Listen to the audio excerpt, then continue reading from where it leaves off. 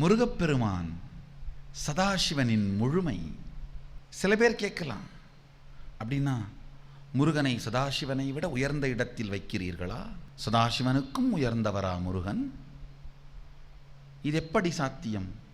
குஞ்சு கோழிக்கு மிஞ்சி ஆகுமா? முருகப்பெருமான் சதாசிவனின் முழுமை.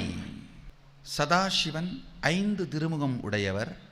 4 வேதங்களும் 4 முகத்தின் வழியாகவும், ஆகமங்கள் எல்லாம் ஒரு முகத்தின் வழியாகவும் வெளிப்பட்டன. அதனால்தான் வேதங்களையும் ஆகமங்களையும் சிவஞான சாஸ்திரம் என்று சொல்வது பாரம்பரியம்.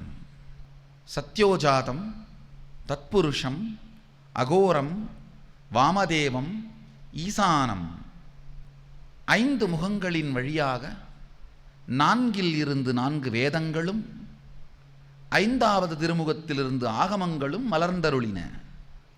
இதில் 6வது திருமுகம் என்ன சொல்ல வேண்டும், எதை உணர்த்த வேண்டும் என்பதற்காக இந்த 5 திருமுகங்கள் வழியாக சாத்திரங்களை வெளிப்படுத்தினாரோ அந்த உள் உணர்வு, இன்னர் ஸ்பேஸ் 6வது திருமுகத்தின் வழியாக வெளிப்பட்டது.